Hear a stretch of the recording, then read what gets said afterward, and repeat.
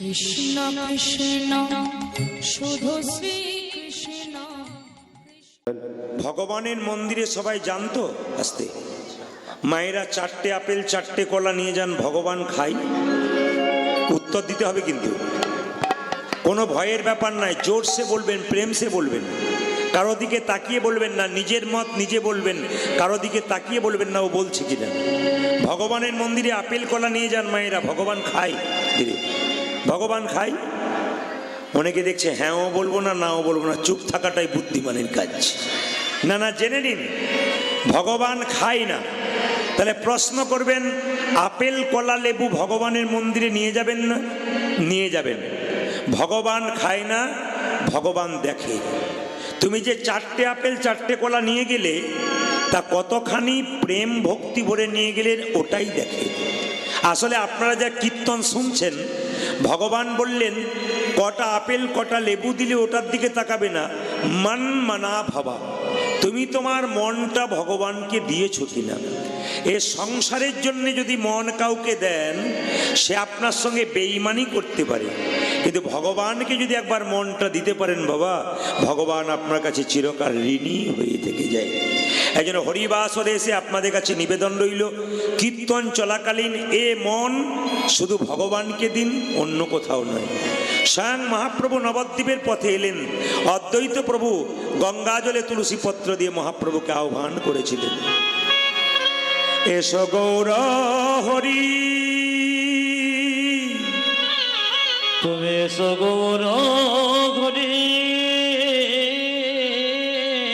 তুমি অকুলের কান্ডারি, তুমি অকুলের কান্ডারি।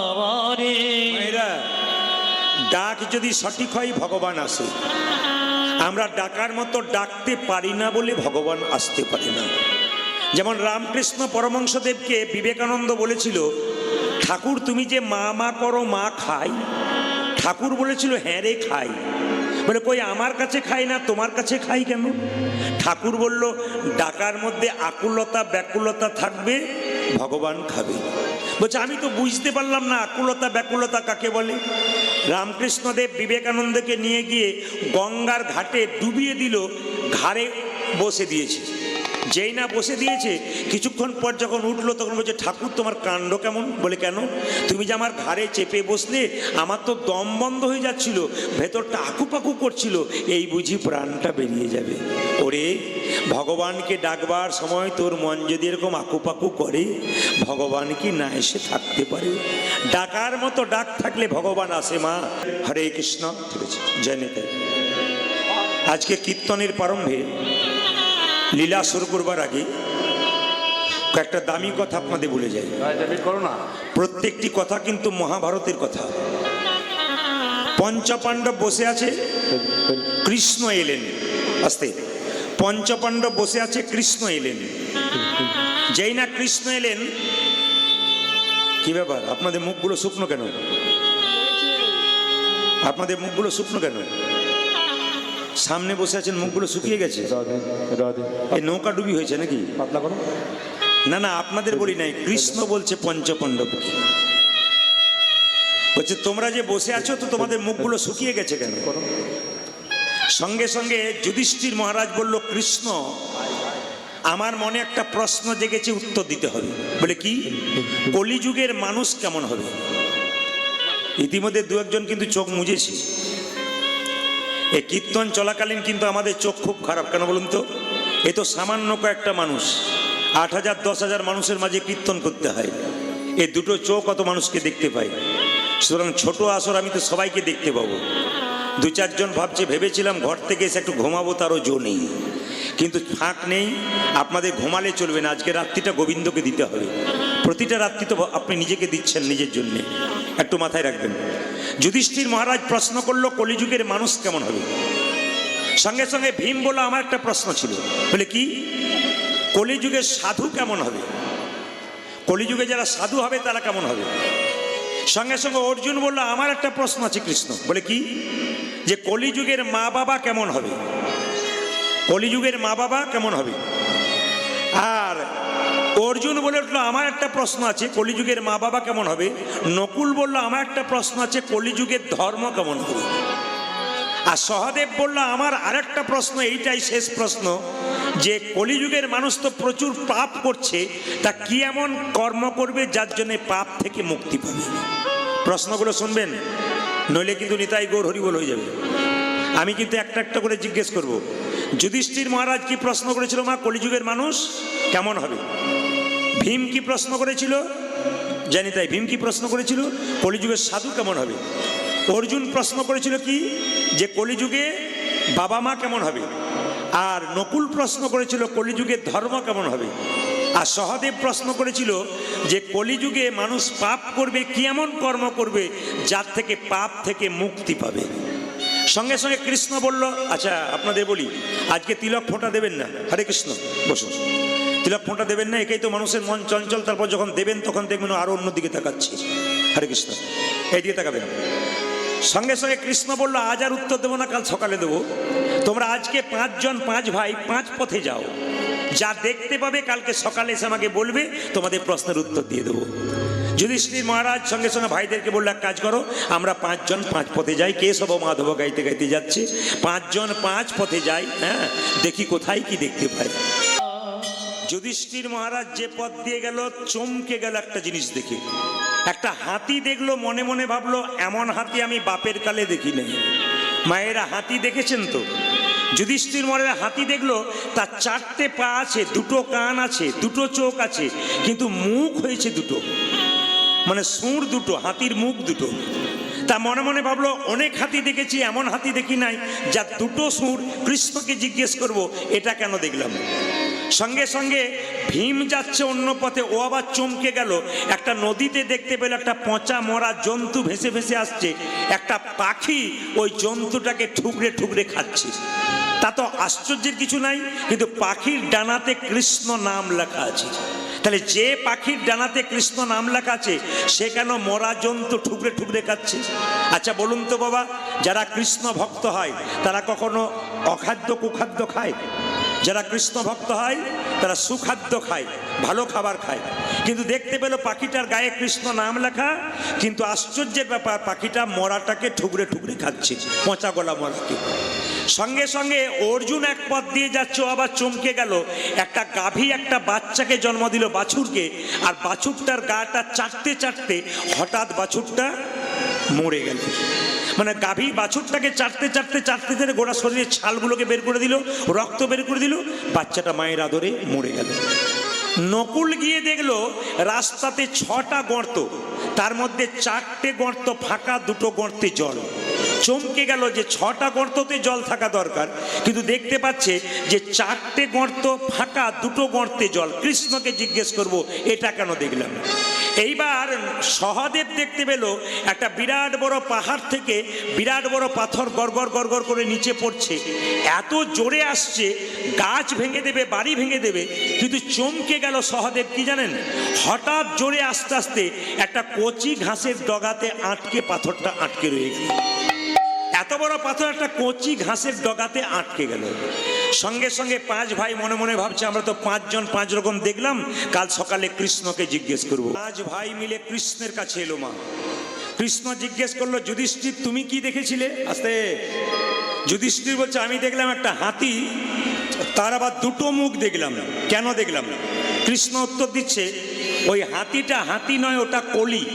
তোমার প্রশ্ন, এই যে এই যে এই যে এই যে হরি বল, তোমার প্রশ্ন কি ছিল? কলিযুগের মানুষ কেমন হবে? হাতি কেমন দেখেছো? 2টো সুর, মানে 2টো মুখ। কৃষ্ণ বলল, কলিযুগের মানুষের 2টো করে মুখ হবে। অনেকে দেখছে, তাহলে আমার হয়েছে নাকি? কলিযুগের মানুষের 2টো মুখ, পাশাপাশি মুখ নয় মা, ভেতরে একটা মুখ আর বাইরে একটা মুখ। এইদিকে তাকাবেন। রামবাবু বাজারে গেছে, শ্যামবাবু জিজ্ঞেস করছে, রামবাবু কেমন আছেন? ভালো আছেন তো? আপনার মতো মানুষ আরো হয় না। এই বলে যখন চলে গেল রামবাবু, তখন শ্যামবাবু মনে মনে ভাবছে, তুমি যতক্ষণ না মরবে তোমার পাশের জায়গাটা আমার হবে না। তার মানে কি বলুন তো? পেছনে একরকম কথা আর সামনে আরেক রকম কথা। অপরাধ নেবেন না মায়েরা, এইদিকে তাকাবেন। অনেকে দেখবেন স্বামী স্ত্রীতেও কিছু মনে করবেন না, স্বামী স্ত্রীকে বলছে তোমার মতো সুন্দরী আর কেউ হয় না। যখন স্ত্রী মনে মনে ভাবছে আমার নাম করছে, তখন পেছন থেকে বলা বলি করছে তুমি যতক্ষণ না মরবে আরেকজন ঢুকতে পারছে না। তার মানে এখানেও গন্ডগোল।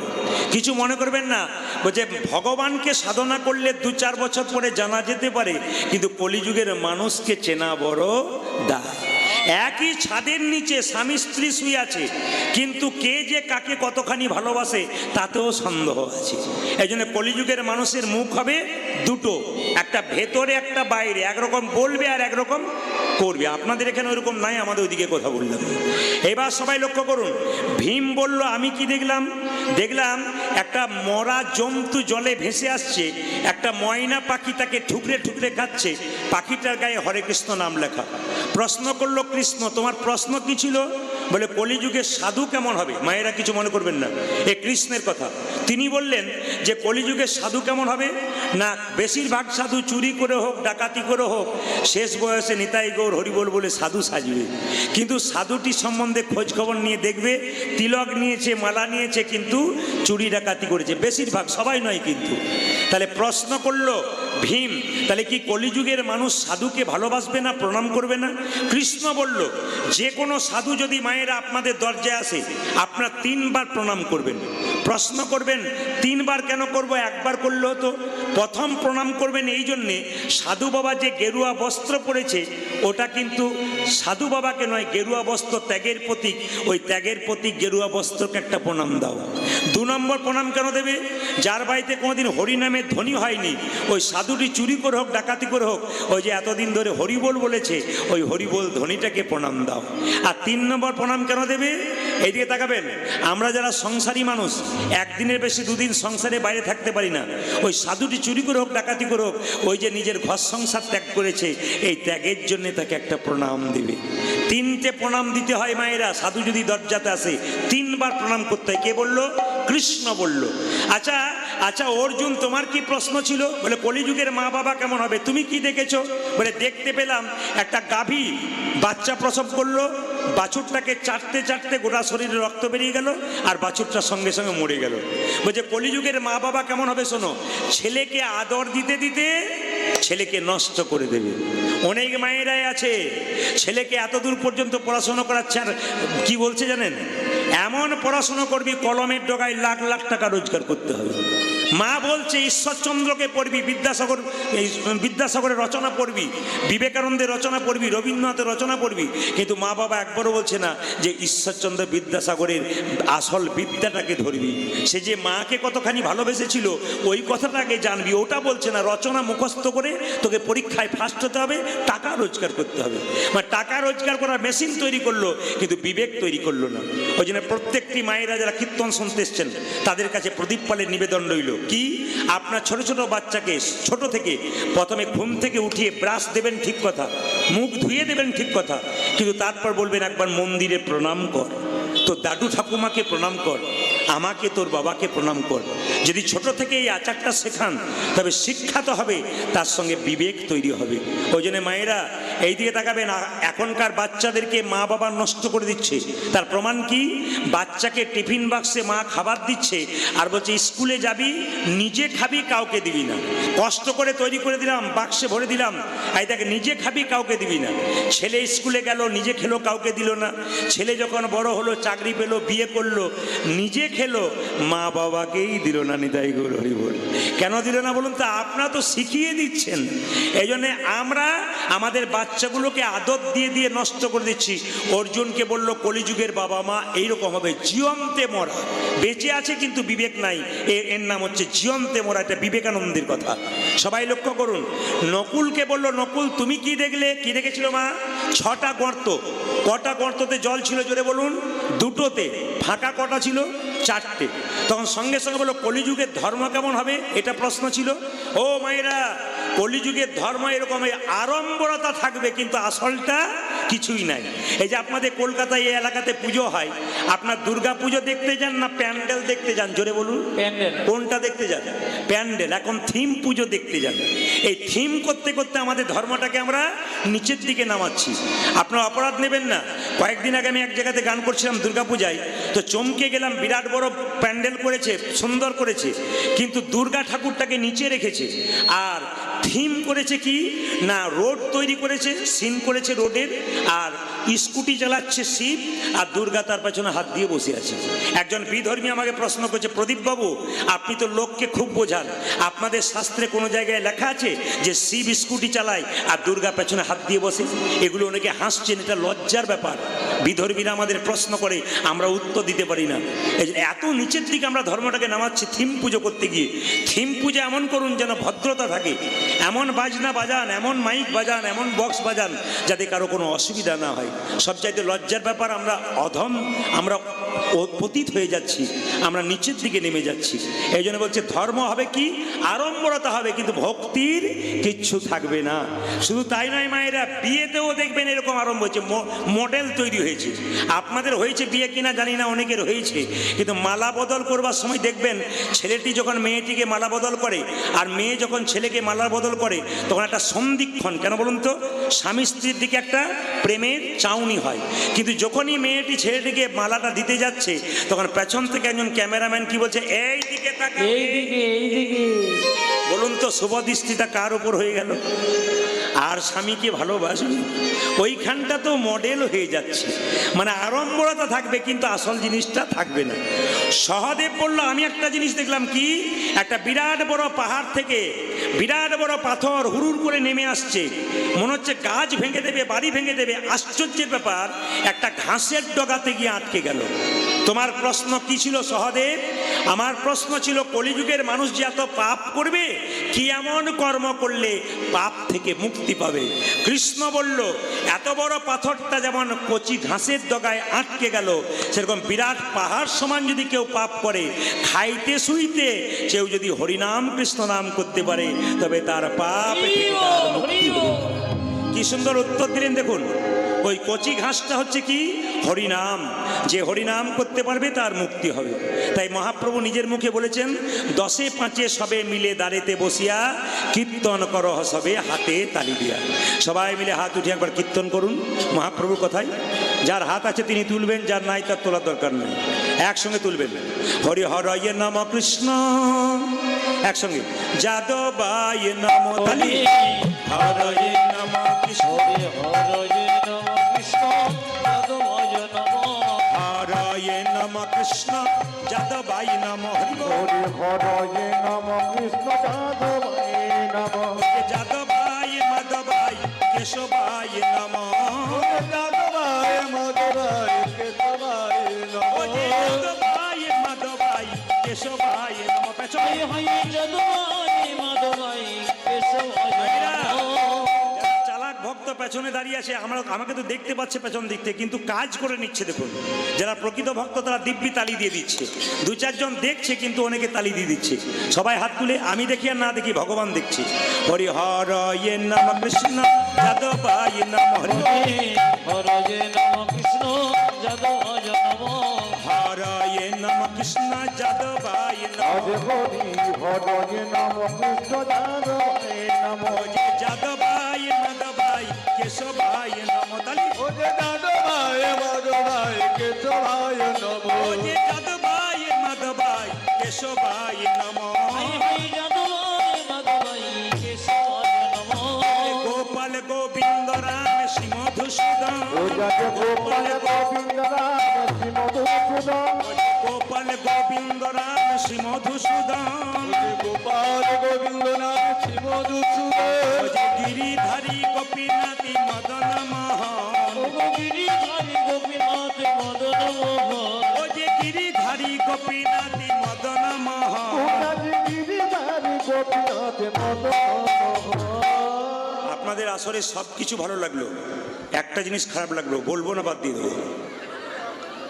বলেই যাই, আমি তো চলে যাব, অসুবিধা নাই। ভালো লাগলো এইটাই যে সবাই ভক্তি ভরে কীর্তন শুনছেন এবং হাততালি দিচ্ছেন। আর খারাপ লাগলো এইটাই, দু চারজন হরি হর নম কৃষ্ণ যাদব এইটি আমার খারাপ লাগলো, বাকি সব ঠিক আছে। কিছু মনে করবেন না মায়েরা, হাত গুটিয়ে নয় কিন্তু হাত তুলে মহাপ্রভু হাতটাকে এরকম করতে বলেছি। যত করবেন তত স্যারেন্ডার হয়ে যাবেন। হাত তুলবেন কেন মা? যত হাত তুলবেন তত ভগবানের কাছে নিজেকে অর্পণ করে দেওয়া হবে। একবার হাত আবার দু চারজন তুলছে না কেন? ওরা ভাবছে যারা তুলছে তাদের আগে কি হয় দেখি তারপর তুলু। যখন দেখতে যাবেন তখন আপনার ট্রেন পেরিয়ে যাবে। তাই সময় থাকতে হরিবল বলুন, আপনার লাভ আছে। হাত তুলুন। হরি হর নাম কৃষ্ণ যাদবায় নমঃ। হরে নম কৃষ্ণ যাদবায় নমঃ। হরি হর নাম কৃষ্ণ যাদবায় নমঃ। হরি হরয়ে নম কৃষ্ণ যাদবায় নমঃ। যাদবায় মাধবায় কেশবায় নমঃ। ওরে যাদবায় মাধবায় কেশবায় নমঃ। হরি যাদবায় মাধবায় কেশবায় নমঃ। হরে হরে যাদবায় মাধবায় কেশবায় নমঃ। গোপাল গোবিন্দ রাম শ্রী মধুসূদন আনন্দে। ওরে গোপাল গোবিন্দ রাম শ্রী মধুসূদন। ওরে গোপাল গোবিন্দ রাম শ্রী মধুসূদন। গোপাল গোবিন্দ রাম শ্রী মধুসূদন। যে গিরিধারী গোপীনাথী মদন মোহন ধ্বনি। গিরিধারী গোপীনাথ মদন মোহন। ও যে গিরিধারী গোপীনাথী মদন মোহন। ওরা যে গিরিধারী গোপীনাথ মদন মোহন। এদেরটা বন্ধ করলাম, এদেরটা বন্ধ করলাম, আপনাদেরটা নেব বলি। দেখি তো কি সুন্দর। তবে আপনাদের আসরে খুব ভালো লাগলো, একজন বাবা আছেন আমার সঙ্গে পরিচয় করতে গিয়েছিলেন, খুব ভালো কৃষ্ণ ভক্ত, কিন্তু গভীর তত্ত্বের মানুষ, গভীর পদাবলীর মানুষ। এই জন্য আজকে সবাইকে সামনে রেখে আপনাদেরও কিছু আনন্দ দিতে হবে, ওনাদেরকেও দিতে হবে। সবাইকে সমান তালে রাখার জন্যে আমি পাঁচভাবে গানটা করব, আপনারা একটু আনন্দ উপভোগ করবেন। সবাই মিলে একটু লক্ষ্য করুন। এদেরটা বন্ধ করলাম, আপনাদেরটা শুনবো বলে। দেখি তো কে কেমন জোরে বলতে পারেন। জোরে বলুন। হরে কৃষ্ণ, জোরে হরে কৃষ্ণ কৃষ্ণ কৃষ্ণ বাহ, হরে রাম, জোরে দারুণ, আরো জোরে হরে কৃষ্ণ, বাহ হরে কৃষ্ণ, সুন্দর, আরো জোরে হরে রাম, দারুণ, হরে, আরো জোরে হরে কৃষ্ণ, বাহ হরে কৃষ্ণ, সুন্দর সুন্দর, আহা বাহ, দান দান, এত জোরে বলবেন যেন রুবি হসপিটাল পর্যন্ত যায়। জোরে বলুন হরে কৃষ্ণ কৃষ্ণ কৃষ্ণ, বাহ হরে রাম, সুন্দর, আহারে, শেষবার হরে কৃষ্ণ, বাহ দারুণ, বহুত আচ্ছা, দারুণ, সুন্দর, দারুণ দারুণ দারুণ। আগে কি আপনাদের কীর্তনের দল টল ছিল নাকি? দারুণ গাইছেন, কিন্তু এবারে এলাকায় এলে এদের আনবো না, আপনাদের দিয়ে চালিয়ে দেবো। সবাই মিলে বলুন হরে কৃষ্ণ কৃষ্ণ কৃষ্ণ কৃষ্ণ হরে হরে, হরে রাম রাম রাম হরে হরে, বলো হরে কৃষ্ণ কৃষ্ণ কৃষ্ণ হরে হরে, হরে রাম রাম হরে হরে।